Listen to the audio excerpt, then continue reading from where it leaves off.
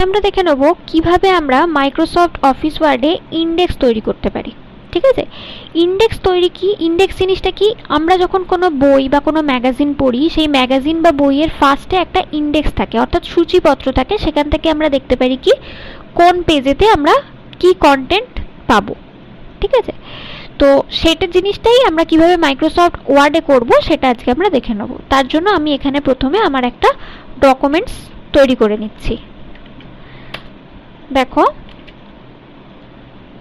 আমি এখানে documents ready করে নিলাম, বেশ কয়েকটা পাতাতে আমি আমার ডকুমেন্টসটা রেডি করে নিলাম। ওকে, ডকুমেন্টস রেডি করে নেওয়ার পর যেটা ইন্ডেক্স তৈরির জন্য খুবই প্রয়োজন সেটা হচ্ছে পেজের নাম্বারিং। আমাকে কি করতে হবে, পেজ নাম্বারিংটা করতে হবে প্রথমে। ঠিক আছে, পেজ নাম্বারিং করার জন্য আমি ইনসার্ট ট্যাবে গেলাম, সেখান থেকে পেজ নাম্বার যে কোনো স্টাইল আমি পেজ নাম্বারের চুজ করলাম। দেখো আমার পেজ নাম্বারটা অ্যাপ্লাই হয়ে গেছে। এবার পেজটা ডেকোরেশনের জন্য আমি পেজ বর্ডারও অ্যাপ্লাই করতে পারি, তার জন্য পেজ লেআউট ট্যাব থেকে পেজ বর্ডার আমি অ্যাপ্লাই করলাম। ঠিক আছে, দেখো আমার পেজ বর্ডার আর পেজ নাম্বারটা অ্যাপ্লাই হয়ে গেছে।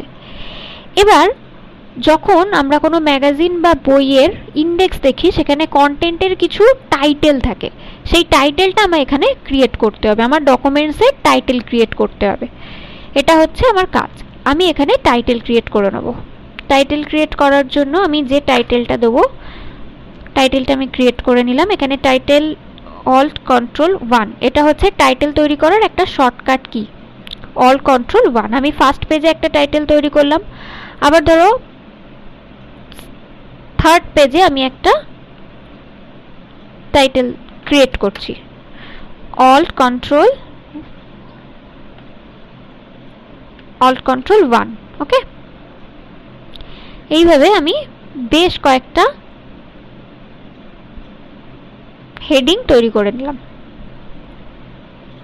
বেশ কয়েকটা হেডিং আমি এখান থেকে তৈরি করে নিচ্ছি। ওকে, দেখো আমার হেডিং রেডি। আমি এখানে 3টে হেডিং তৈরি করে নিয়েছি।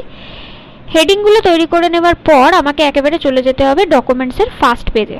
ডকুমেন্টসের ফার্স্ট পেজে গিয়ে আমায় কি করতে হবে, আমার যেখান থেকে ডকুমেন্ট শুরু হচ্ছে তার প্রথমে আমাকে একটা নতুন পেজ ইনসার্ট করতে হবে। যেমন বইয়ের একেবারে প্রথম পাতায় ইন্ডেক্স থাকে, সেরকমভাবে আমার ডকুমেন্টসের প্রথম পাতাটা ইনসার্ট করতে হবে আমার ইন্ডেক্সটা রেডি করার জন্য।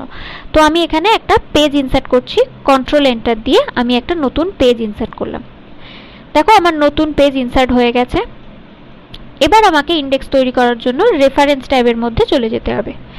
আমি রেফারেন্স ট্যাবে চলে গেলাম। সেখানে দেখো একটা অপশন শো করছে প্রথমেই, table of contents. Drop down অ্যারোয় ক্লিক করলাম। দেখো এখানে অনেকগুলো স্টাইল ফরম্যাট দেখাচ্ছে, এখান থেকে তোমরা যে কোনো স্টাইল ফরম্যাট চুজ করতে পারো। চুজ করলাম। দেখো আমার ইন্ডেক্সটা রেডি হয়ে গেছে। আমার যে ডকুমেন্ট সেই ডকুমেন্টসের ইন্ডেক্সটা টাইটেল ওয়াইজ পেজ নাম্বার দিয়ে রেডি হয়ে গেছে। ওকে, এবার আরেকটা জিনিস বলে রাখি, ধরো আমরা এই ইন্ডেক্সটাকে এডিট করতে চাইছি, অর্থাৎ ধরো আমরা বইয়ের মধ্যে বা আমাদের ডকুমেন্টসের মধ্যে নতুন কোনো টপিক অ্যাড করতে চাইছি, সেক্ষেত্রে তো আমাদেরকে ইন্ডেক্সটা এডিট করতে হবে। সেটা কিভাবে করব সেটা দেখে নিই। তো নতুন কন্টেন্ট অ্যাড করার জন্য আমি চলে গেলাম আমার ডকুমেন্টসের একেবারে শেষ পাতায়। সেখানে গিয়ে দেখো আমি ধরো একটা নতুন টাইটেল অ্যাড করছি, নতুন একটা টাইটেল বা হেডিং আমি এখানে ক্রিয়েট করে নিচ্ছি। এবার দেখে নেবো আমি যে নতুন হেডিংটা অ্যাড করলাম এই হেডিংটা আমার ইন্ডেক্সের মধ্যে আপডেট হলো কিনা। ওকে, তার জন্য আমি আবার চলে গেলাম ইন্ডেক্সের পেজে। গিয়ে আমায় করতে হবে টেবিল অফ কন্টেন্টটা সিলেক্ট করতে হবে। সিলেক্ট করার সাথে সাথে দেখো এখানে একটা অপশান দিচ্ছে আপডেট টেবিল বলে।